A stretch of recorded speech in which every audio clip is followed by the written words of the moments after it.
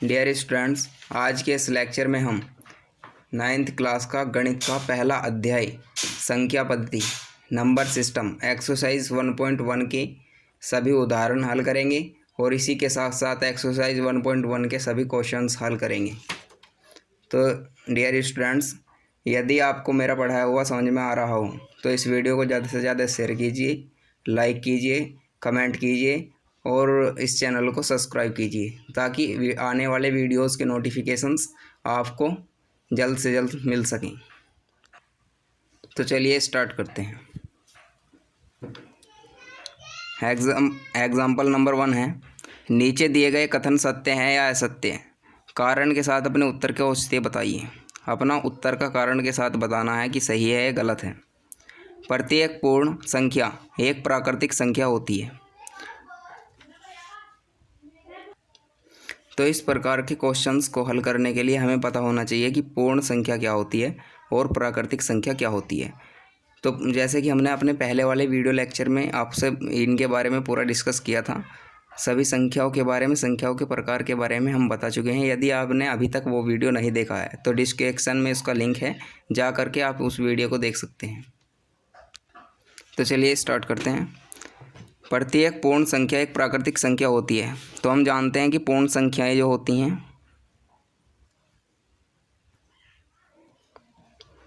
वे 0 से स्टार्ट होकर के अनंत तक जाती हैं। 0, 1, 2, 3, 4 एंड सो ऑन। और जो प्राकृतिक संख्याएं होती हैं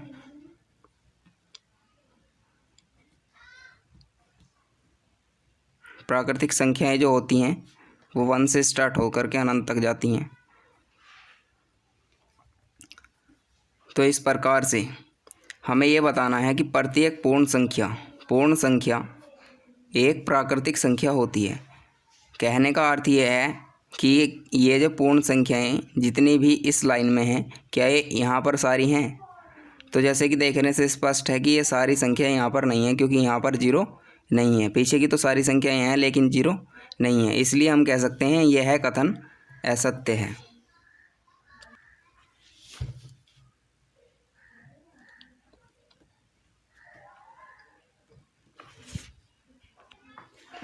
क्योंकि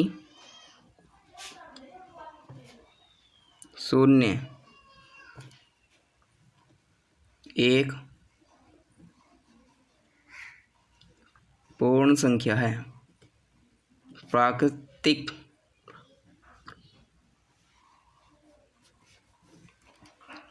संख्या नहीं है।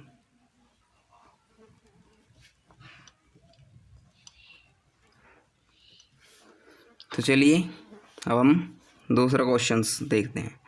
प्रत्येक पूर्णांक एक परिमेय संख्या होता है। तो यह कथन सत्य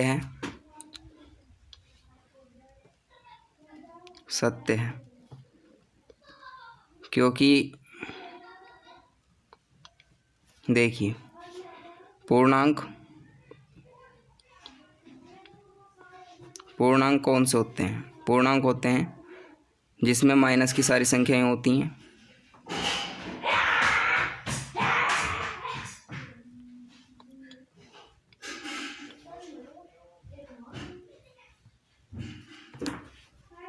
और परिमेय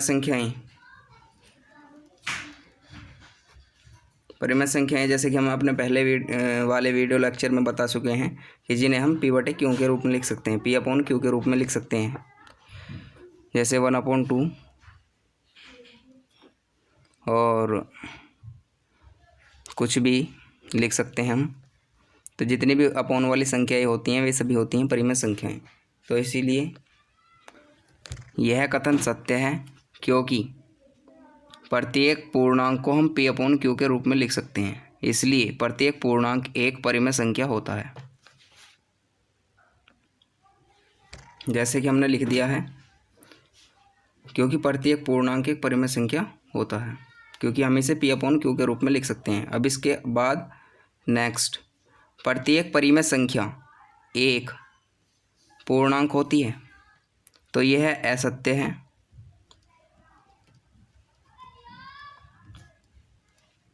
क्योंकि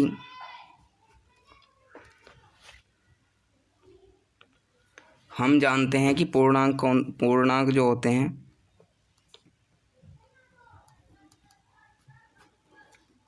वो माइनस की सारी संख्याएं होती हैं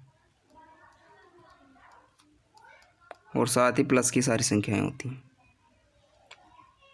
लेकिन जो परिमेय संख्याएं होती हैं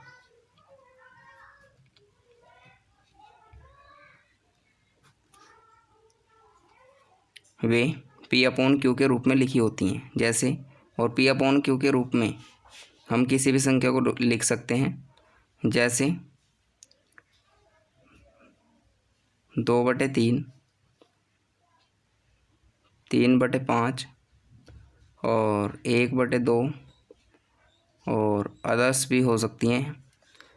अब ये देखिए, इसमें माइनस के प्लस के जितनी भी संख्याएं होती हैं जीरो समेत, इन्हें हम परिमेय संख्या के रूप में लिख सकते हैं, लेकिन ये जो परिमेय संख्याएं हैं इन्हें हम पूर्णांक के रूप में नहीं लिख सकते। इसलिए प्रत्येक परिमेय संख्या एक पूर्णांक नहीं होती। इसलिए दिया गया कथन असत्य है, क्योंकि हम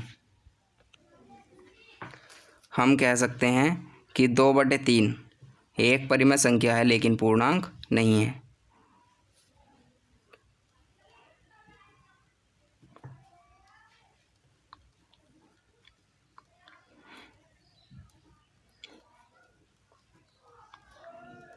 एक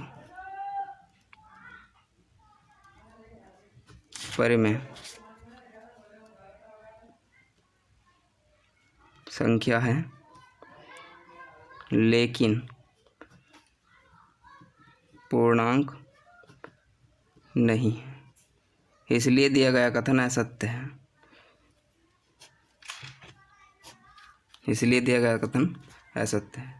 अब एग्जाम्पल नंबर 2 है हमारा, 1 और 2 के बीच की 5 परिमेय संख्याएं ज्ञात कीजिए। ये 1 और 2 की 5 परिमेय संख्याएं ज्ञात करनी है, लेकिन यो 1 और 2 के बीच में 10 परिमेय संख्याएं भी हो सकती हैं, 11 भी हो सकती हैं, 6 भी हो सकती हैं, कितनी भी परिमेय संख्याएं हो सकती हैं। सभी का एक सिंपल सा तरीका है कि जितनी भी हमें परिमेय संख्याएं ज्ञात करनी है उसमें एक प्लस करेंगे। जैसे हमें यहाँ 5 परिमेय संख्याएं ज्ञात करनी है तो 5 में एक प्लस करेंगे, ये हो जाएगा 6। और अब क्या करेंगे,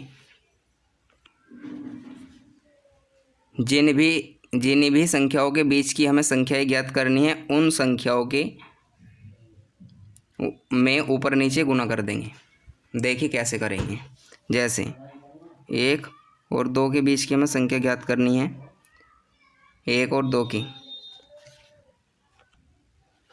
1 और 2 के बीच 5 परिमेय संख्याएं। तो अब हम क्या करेंगे, 1 में ऊपर नीचे गुना करेंगे, इसे हम लिख सकते हैं 1/1। इसमें गुना करेंगे ऊपर भी और गुना करेंगे 6 से नीचे भी। जिस भी संख्या को हम जितनी भी हमें ज्ञात करनी होती हैं उनमें एक प्लस करेंगे और उसी से ऊपर नीचे गुना करेंगे। और अब 2 को हम लिख सकते हैं 2/1। इसमें ऊपर 6 से गुना करेंगे और इसमें भी नीचे 6 से गुना करेंगे, तो ये हो जाएगा 6/6। और इसमें मल्टीप्लाई करेंगे तो ये हो जाएगा 12 और ये हो जाएगा 6। अब हमें इन दोनों के बीच की परिमेय संख्याएं ज्ञात करनी है। तो देखिए कैसे करेंगे, अपोन को यूं का यूं रहने देंगे और जो ऊपर की संख्या है उसमें 1 प्लस करते चले जाएंगे। अब देखिए 6/6 है तो इसे हम करेंगे 7/6, दूसरी 8/6, तीसरी 9/6 और फोर्थ 10/6 और फिर 11/6। चूँकि 12/6 हमारे पास यहाँ है, 6/6 हमारे पास यहाँ है, 7/6, 8/6, 9/6, 10/6, 11/6 और 12/6 हमारे पास यहाँ पे है। तो इस प्रकार से ये हमारी 5 परिमेय संख्याएँ आ गई। तो डियर स्टूडेंट्स, आई होप आपको ये वीडियो और ये इस क्वेश्चन समझ में आ गया होगा। अब हम चलते हैं नेक्स्ट एक्सरसाइज 1.1 के सभी सवाल हल करेंगे। तो इसमें पहला क्वेश्चन है,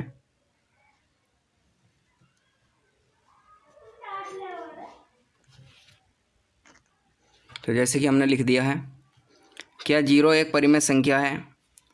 क्या इसे P/Q के रूप में लिखा जा सकता है जहां P और Q पूर्णांक है और Q = नॉट 0?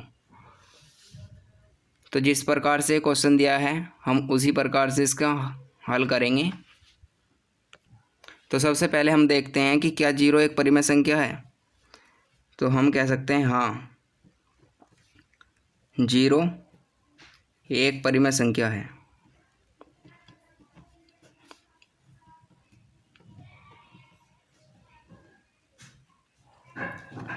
हाँ, 0 एक परिमेय संख्या है। और फिर इसमें पूछा है क्या इसे P/Q के रूप में लिखा जा सकता है?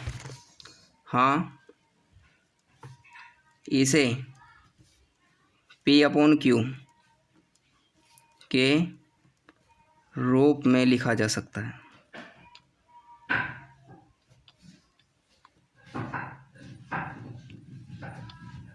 देखिए कैसे लिखते हैं P/Q के। यदि हम 0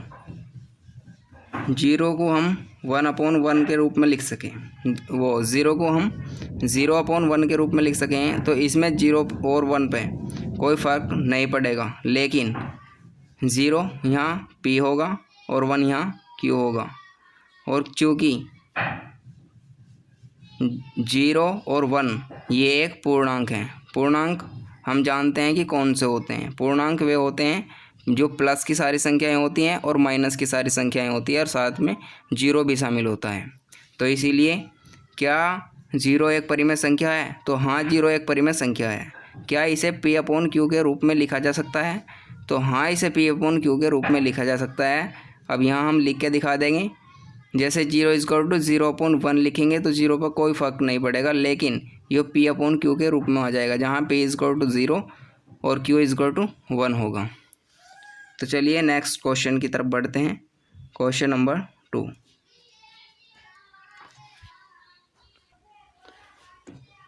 3 और 4 के बीच 6 परिमेय संख्याएं ज्ञात कीजिए। जैसा कि हमने अभी अपने पिछले क्वेश्चन में बताया है कि किस प्रकार से इस प्रकार के क्वेश्चनों को हल किया जाता है। जितनी भी हमें परिमेय संख्याएं ज्ञात करनी होती हैं उन परिमेय संख्याओं का में 1 प्लस करेंगे। जैसे 3 और 4 के बीच 6 परिमेय संख्याएं हमें ज्ञात करनी है तो 6 में 1 प्लस करेंगे, 6 + 1 ये हो जाएगा 7। जिन संख्याओं में के बीच की ज्ञात करनी है उन संख्याओं में ऊपर नीचे उससे गुना करेंगे जो हमें 1 प्लस करके आया है। जैसे यहाँ 7 है। 3 और 4 के बीच 6 परिमेय संख्याएं।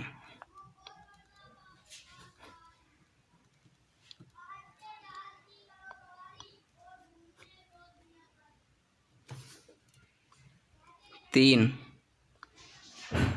के अपॉन में 1 लिखें। 3 को हम लिख सकते हैं 3/1 और 4 को हम लिख सकते हैं 4/1। अब इसमें हम 6 से गुना करेंगे, 6 से भाग करेंगे, 7 से गुना करेंगे, 7 से भाग करेंगे, क्योंकि 6 हमें परिमेय संख्याएं ज्ञात करनी है और इसमें 1 प्लस करके 7 आया है। तो जो भी 1 प्लस करके आए उसी से गुना करते हैं और उसी से ऊपर नीचे भाग करते हैं। अब देखिए 3/1 गुना करेंगे 7 से और 7 से इसमें भाग करेंगे।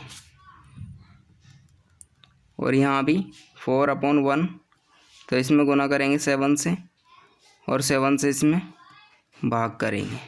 अब ये देखिए 7 की 3 में मल्टीप्लाई करेंगे 21 होगा और अपॉन 7। और यहाँ क्या आ जाएगा 28। 7 की 4 में मल्टीप्लाई करेंगे तो 28 होगा और अपॉन 7। अब हमें अपोन की संख्या तो चेंज करनी नहीं है, ऊपर की संख्या में 1 प्लस करते जाना है। जैसे यहाँ 21 है तो 22 से स्टार्ट करेंगे, तो हम यहाँ लिख सकते हैं छः परिमेय संख्याएं।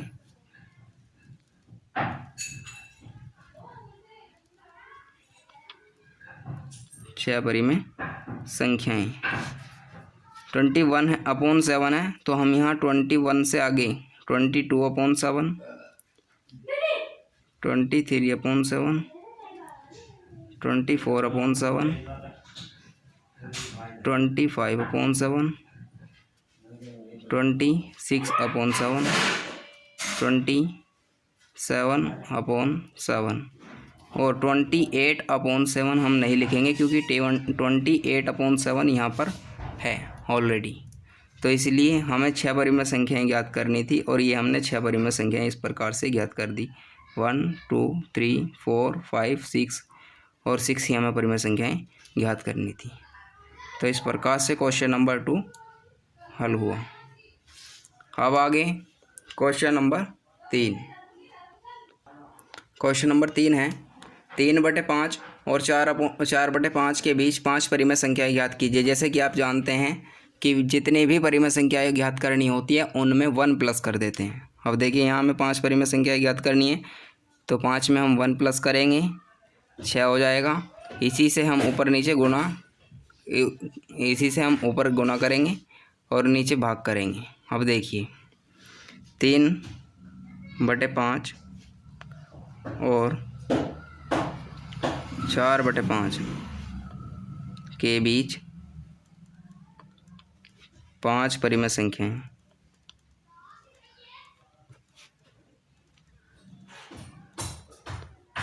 ये सबसे आसान तरीका है। अब देखिए जितनी हमें परिमेय संख्याएं ज्ञात करनी है उसमें हमने 1 प्लस किया तो ये 6 हो गई। अब देखिए 3/5 में ऊपर नीचे 6 से गुणा करेंगे इंटू 6 और 4/5 में ऊपर नीचे 6 से गुणा करेंगे अपॉन 6। अब ये देखिए ये होगा 3 × 6 18/30। इसकी गुणा करा और कुछ नहीं, और इसकी इसमें मल्टीप्लाई करेंगे तो 24 आएगा और अपॉन इसकी इसमें मल्टीप्लाई करेंगे तो 30 आएगा। अब हमें और कुछ नहीं करना है। ये देखिए हम लिख सकते हैं जितनी भी ये आए नीचे की हमें कोई चेंज नहीं करनी है, ऊपर की एक एक बढ़ाते जाना है। देखिए 5 परिमेय संख्याएं।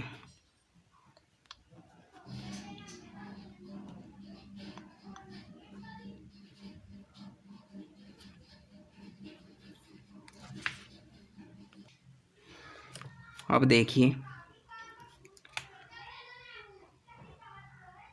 यहाँ 18/30 है तो यहाँ 19/30, 20/30। 1 प्लस करते जाना है, नीचे वाली संख्या को चेंज नहीं करना है। 21/30, 22/30, 23/30 और 24/30 हम नहीं लिखेंगे क्योंकि 24/30 यहाँ पे है। तो इस प्रकार से 5 परिमेय संख्याएं ज्ञात हुई और क्वेश्चन नंबर 3 कंप्लीट हुआ। अब आगे हम बढ़ते हैं क्वेश्चन नंबर 4। जैसे कि हमने क्वेश्चन लिख दिया है, नीचे दिए गए कथन सत्य हैं या असत्य, कारण के साथ अपने उत्तर का औचित्य दीजिए या उत्तर बताइए या कारण दीजिए। प्रत्येक प्राकृतिक संख्या एक पूर्ण संख्या होती है, यह सत्य है या असत्य, हमें ये बताना है। तो प्रत्येक प्राकृतिक संख्या और पूर्ण संख्या की हमें जानकारी होनी चाहिए, जैसे कि हमने पहले वाले वीडियो लेक्चर में बताया है और इसी वीडियो लेक्चर में भी हमने पीछे एग्जांपल्स इस टाइप के हल किए हैं, तो उसी तरह से हम इन्हें भी सोल्व करेंगे। तो प्राकृतिक संख्याएं कौन सी होती हैं? प्राकृतिक संख्याएं वे संख्याएं होती हैं जो 1 से स्टार्ट होती हैं और अनंत तक जाती हैं। प्राकृतिक संख्याएं।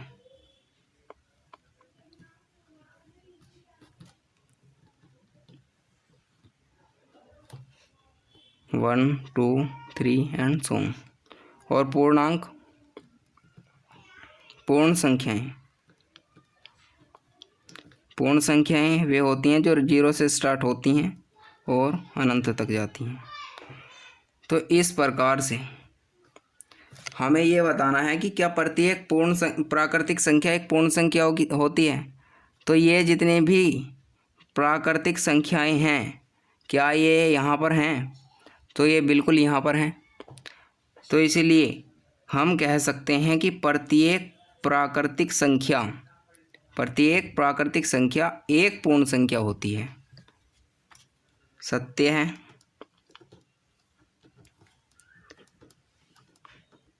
प्रत्येक प्राकृतिक संख्या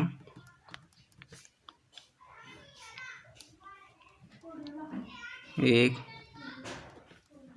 पूर्ण संख्या होती है। अब बढ़ते हैं हम अपने नेक्स्ट क्वेश्चन की तरफ। प्रत्येक पूर्णांक एक परिमेय संख्या होता है। तो पहले हम पूर्णांक लिखेंगे, फिर परिमेय संख्या लिखेंगे, दोनों में कंपैरिजन करेंगे। तो जैसे हम जानते हैं कि पूर्णांक जिसमें प्लस और माइनस की सारी संख्याएं आती हैं, -3, -2, -1, 0 भी शामिल होता है, 1, 2, 3 एंड सो ऑन। और परिमेय संख्याएं जिन्हें हम P/Q के रूप में लिख सकते हैं। P/Q, जहाँ Q बराबर नहीं होना चाहिए 0 के। तो ये कंडीशन थी। अब ये देखिए कि पूर्णांक ये हैं और परिमेय संख्या ये हैं। तो क्या प्रत्येक पूर्णांक एक परिमेय संख्या होता है? पूर्णांक तो ये रहे और परिमेय संख्या ये रही। पूर्णांक तो हम कह सकते हैं कि यहाँ 3 है, 3 को हम P/Q के रूप में लिख सकते हैं। जैसे हम 3 को हम लिख सकते हैं 3/1। इससे 3 पर कोई फर्क नहीं पड़ेगा। इसलिए प्रत्येक पूर्णांक एक परिमेय संख्या होता है। तो हम कह सकते हैं कथन सत्य है। प्रत्येक पूर्णांक एक परिमेय संख्या होता है।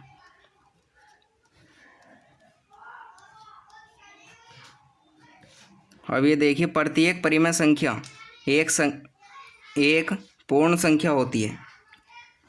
तो परिमेय संख्या जैसे कि हम यहाँ लिख चुके हैं कि परिमेय संख्या कौन सी होती हैं जिन्हें हम P/Q के रूप में लिख सकते हैं। और पूर्ण संख्या जो 0 से स्टार्ट होती है।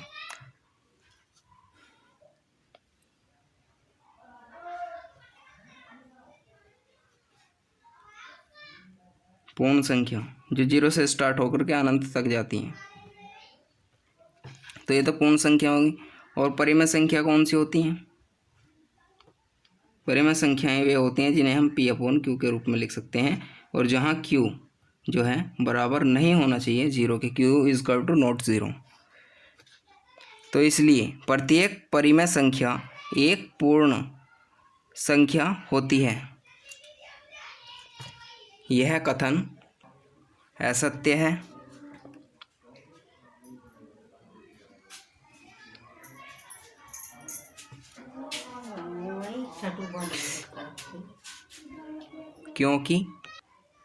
क्योंकि यदि हम कोई परिमेय संख्या 1/2 लें तो 1/2 एक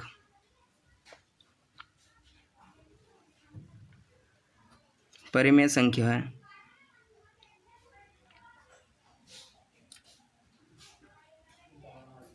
लेकिन